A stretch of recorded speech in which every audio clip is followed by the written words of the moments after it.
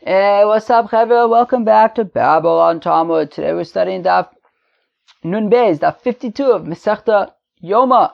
Another awesome Daf here in Masechta Yoma.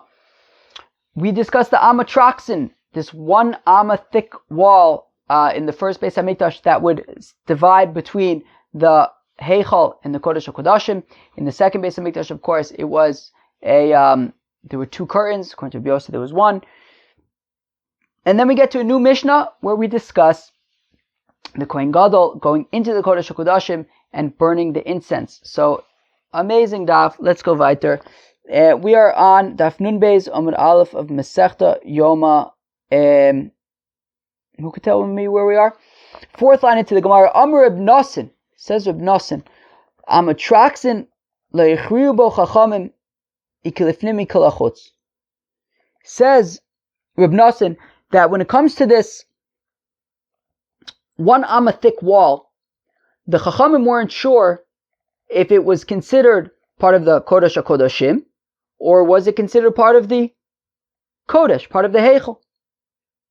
Maskef Ravina. Ravina asked the Kasha, my time. How come they weren't sure if the Amatraxim was considered part of the inside or part of the outside? If you say it's because the pasuk says, LaHashem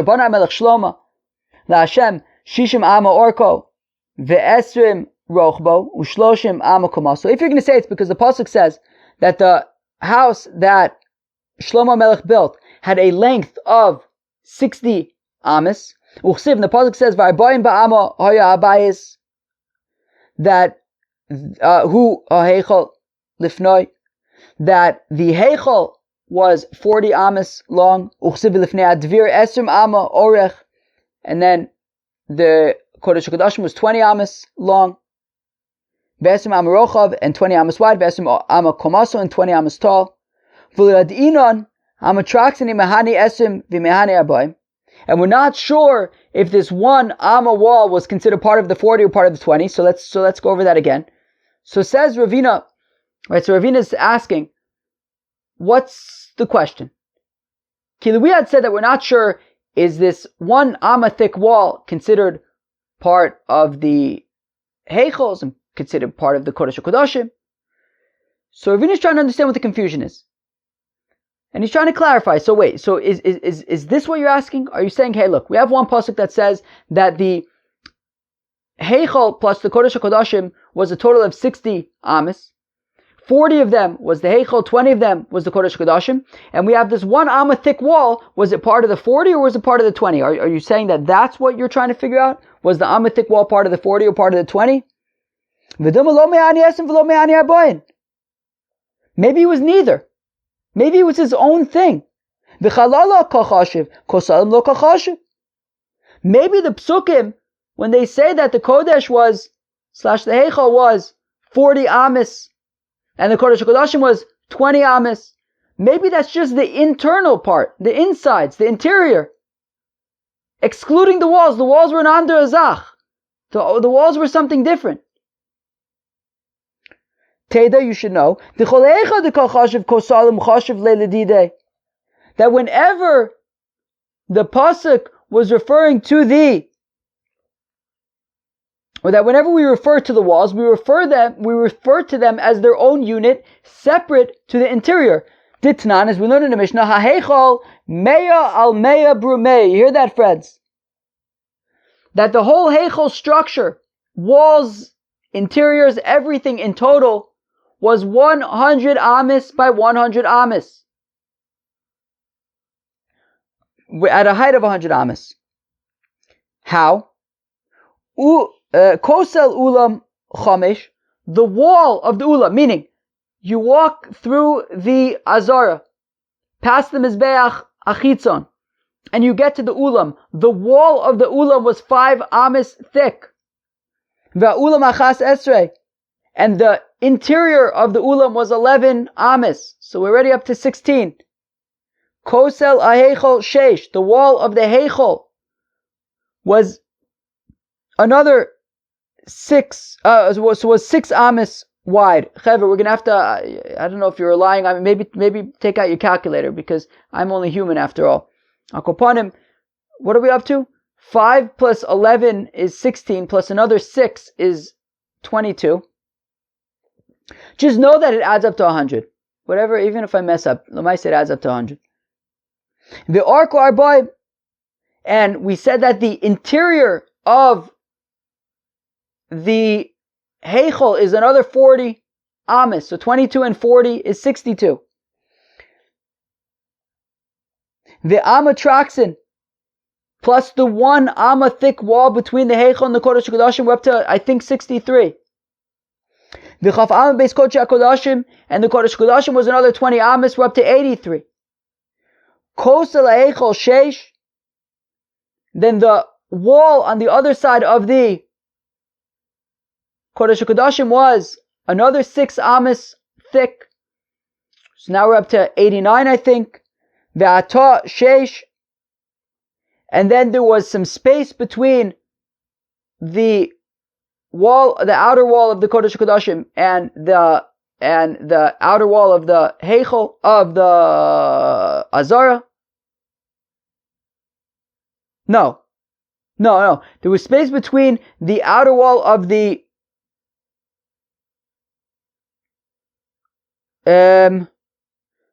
I guess of the kodesh hakodashim. There was some space then, and then there was kosel atachamesh, and then there was another wall after that, 6 amas of space. So that 6 amas is 95, plus another 5 is 100, right? Basically, the after the kodesh hakodashim, there was a wall that was that was, I think we said 6 amas thick, some space plus, and then another wall after that space, and everything in total adds up to 100. So we see that it was the interior alone, the space alone was 40 and 20 respectively, but the walls were their own thing. And therefore, Ravina is trying to understand, are you saying was the thickness of the wall considered part of the 40 or part of the 20? It was neither, says Ravina. No, what we're trying to figure out is, granted that the wall was its own thing, it wasn't part of the 40 or part of the 20, but how do we treat this wall? How do we relate to its holiness? Does it have the holiness of the heichal, or does it have the holiness of the kodesh hakodashim? And this is what Rabbi Yochanan says, by Yosef ish Hutzal, that Yosef, the man of Hutzal, asked the question, that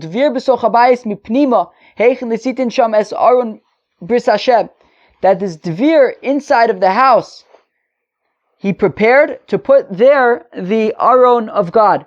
And he asked the kasha, where do you put the comma essentially in the pasuk? How do you break up the pasuk? How do you understand it? Is it udvir b'soch habayis mipnima eichin l'sitein sham? Does it say that you had this wall in the house, and then mipnima eichin l'sitein sham, and then with the place that he constructed to put the aron was then further than that? So meaning the dvir, this wall, this dividing wall was outside, external to the kodesh hakodashim. It had the holiness of the heichal. Or Dilmor, perhaps, or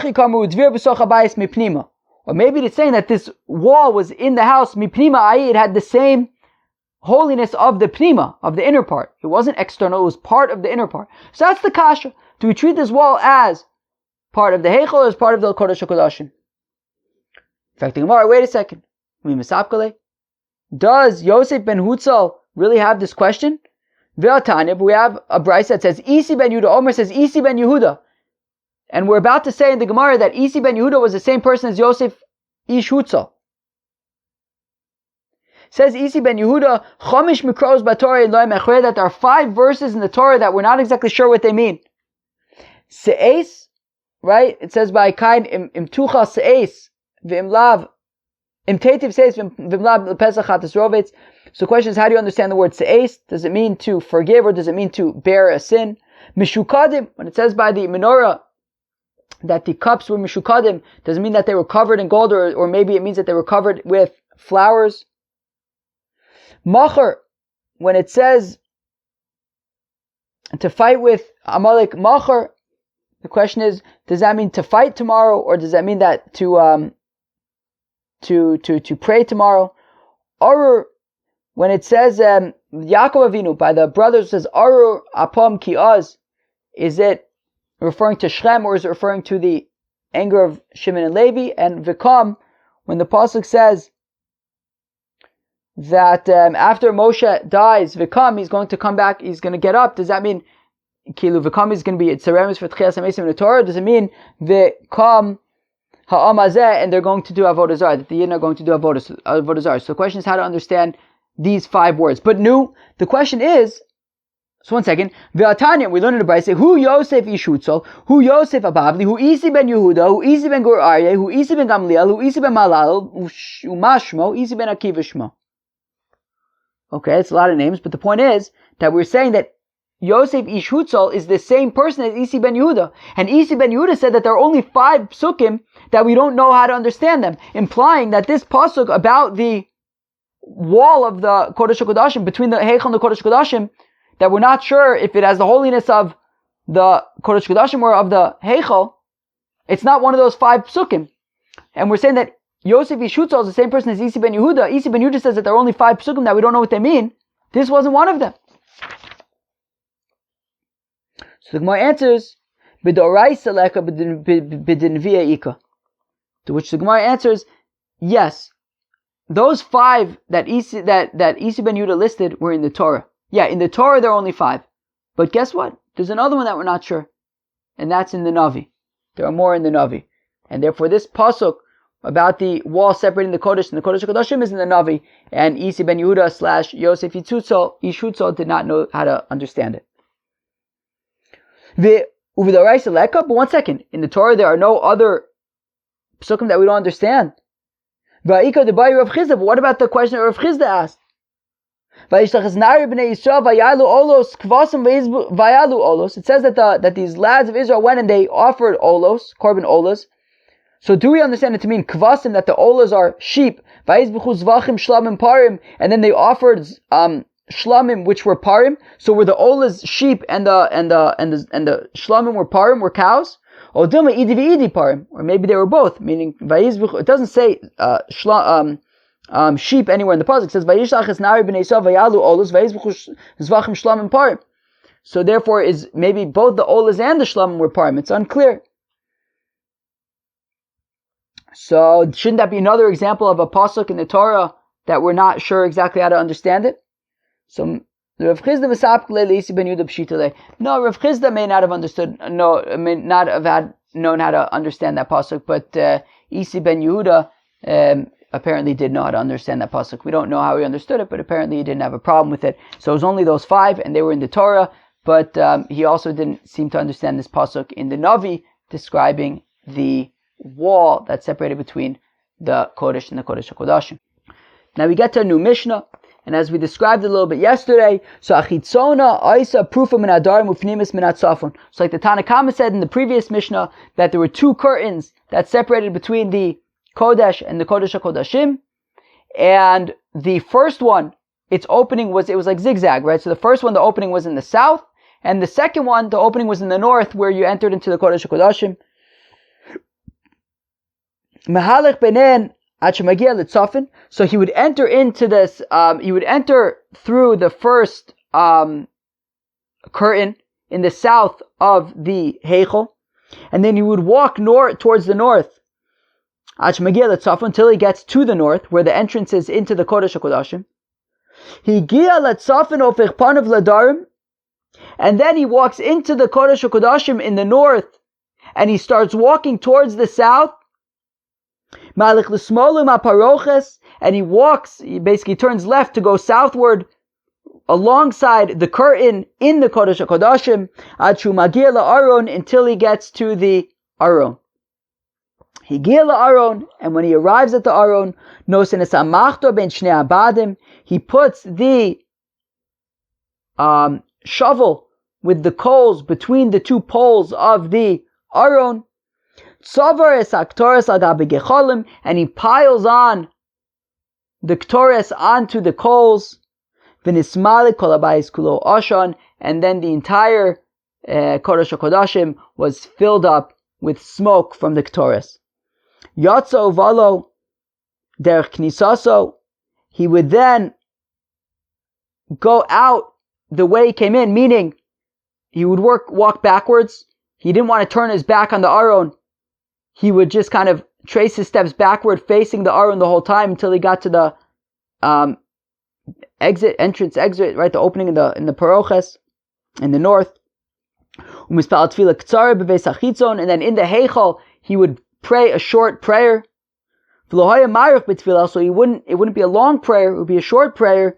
So nobody should get nervous because nobody knows what's going on in there. So that nobody should get nervous, he would pray a short prayer, and then he would go out outside of the Heichal to whoever was in the Azara.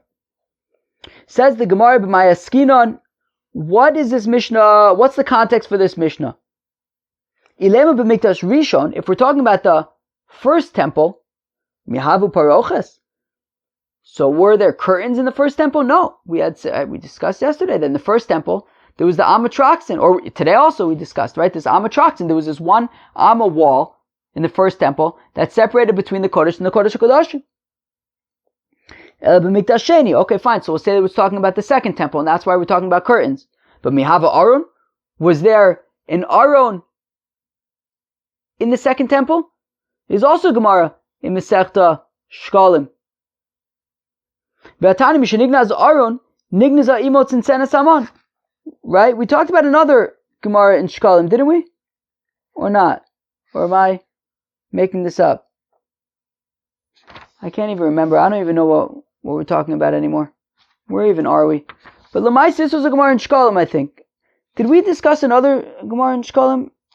I can't even remember. But anyways, Lamais is a Gemara in Shkalim. That, yeah, exactly, with the Shulchans. Right, with the Shulchans. What was that? Yesterday? Yeah, that was yesterday's daf, right? We said that we talked about the Shulchans in Masechta Shkalim. Well, this was also Gemara in Masechta Shkalim. That,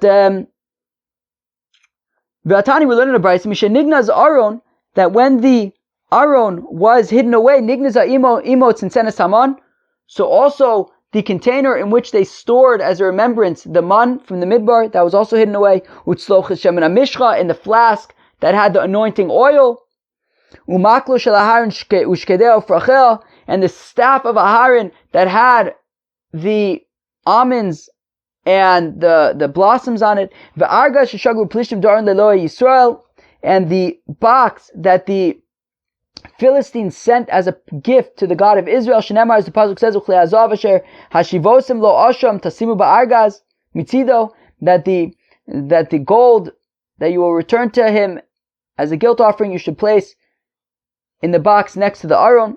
V'ushlachtam also v'halach umiganazo, and who hid away the Aron?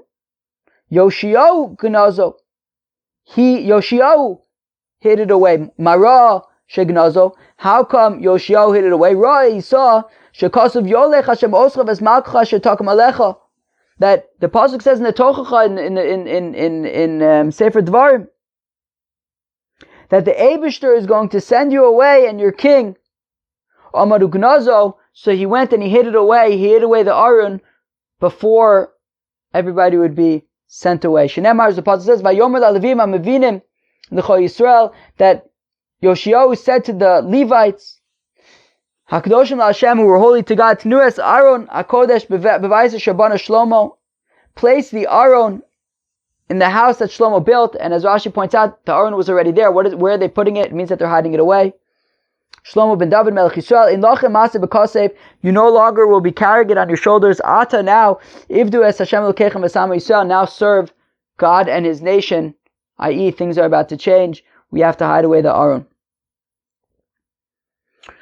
From Rabbi Elazar said, Asya Shama, this is basically how we learn out all the things that all of these things got hidden away. So it says Shama in the context of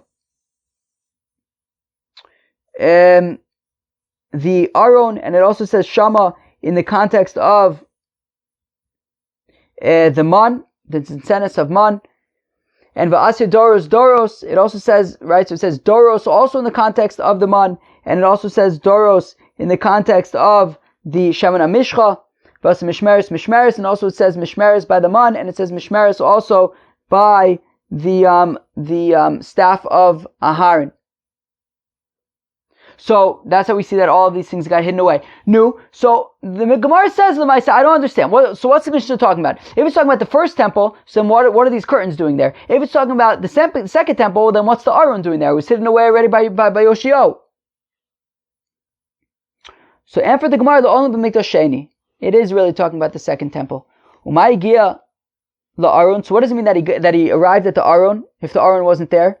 Makom Aron, the place where the Aron would be. But